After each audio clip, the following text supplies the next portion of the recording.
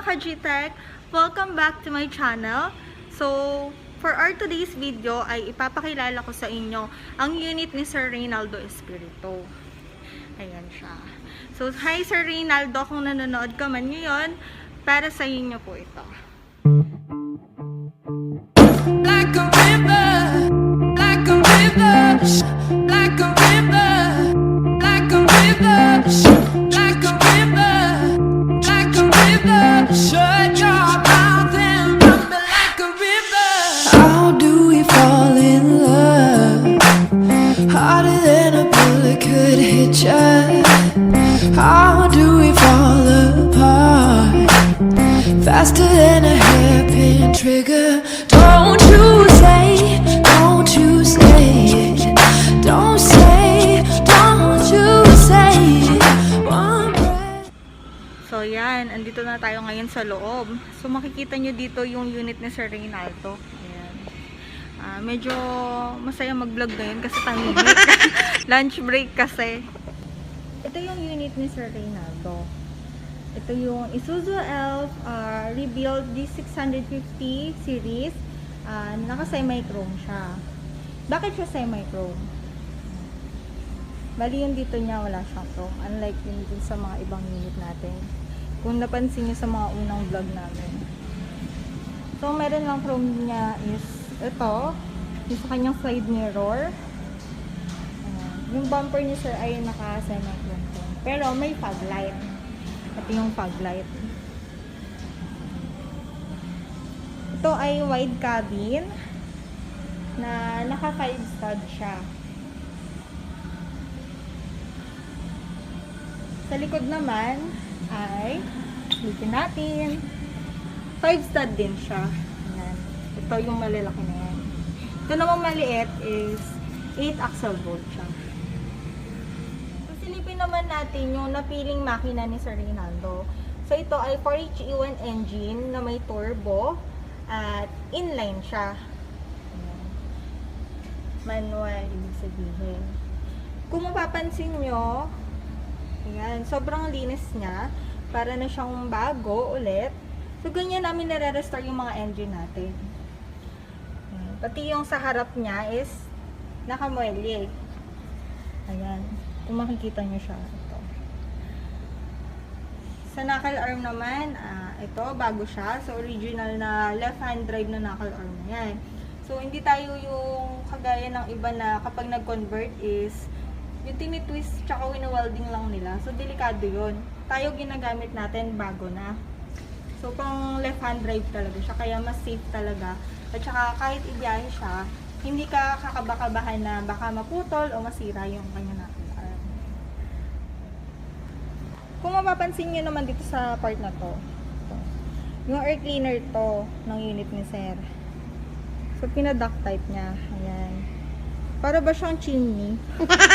Ewan ko ba, pero tingin ko sa kanya, para siyang chimney. So, bakit siya naka-duct type? Ito naman yan. Kasi, halimbawa, once na lumusong yung unit ni Sir sa baha, so, safe na siya. Hindi siya kakabakabahan na baka mapasukan ng tubig. So, yun, napakita ko na sa inyo yung harapan ng unit ni Sir Reynaldo. Ngayon, punta naman tayo sa kanyang body. Bakit nga ba siya tinawag na chick van? So, ito yun. So, ito na nga. Ito yung loob ng body ng unit ni Sir Reynaldo. So, chicken van siya na mayroong holding cage. Itong tubo na to, yan. Kung mapapansin nyo, may mga interval yan. Yan yung nagsisilbing divider ng mga tray ng mga CCO. Yan yung naghihiwalay sa kanila para hindi sila magsama-sama or mag-rumble habang bumabiyahe. Yan. So, mas safe sila sa loob. Yan. Kung mapapansin nyo, meron siyang mga butas. Kasi, yan yung nagsisilbing singawan para hindi makulob yung loob or lumabas yung init dito sa loob. Kung mapapansin nyo rin, ito. Yan, para siyang may mga electric fan para di mainitan yung sisi. De, joke. Ito nga pala si Sir Ivy. i-explain niya sa atin kung ano bang use nitong mga electric fan na to or ventilation ata to para sa mga Blower. CCU or blower.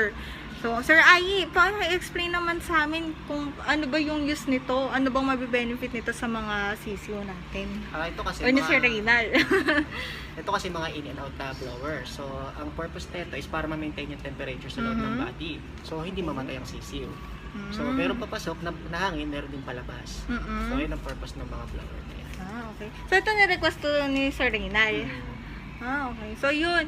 Kung kailangan nyo ng mga ganyang request, sabihin nyo lang po sa amin para kapag nagpabuo tayo, may include namin. Kasi, yan, kagaya niyan, kino-customize natin yung mga ganyan.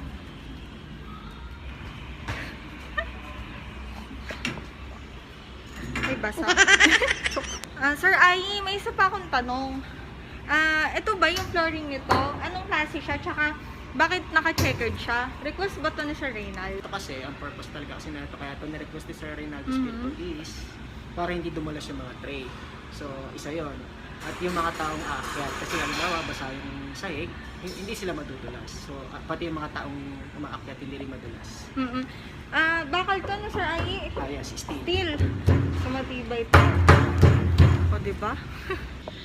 So, ayan. Naipakita ko na sa inyo or naitur ko na kayo sa unit ni Sir Reynaldo. So, kung meron kayong mga suggestions or iba pa na gusto nyong ma-vlog ko or ma-videohan ko para makita ninyo, just comment down below or i-message nyo ako sa aking Facebook account, Gtechnica Floor, o kaya sa aming Facebook page, Gtechnica Mapulang Lupa Valenzuela. So, samahan nyo ulit ako sa aking susunod na vlog. Kita-kits!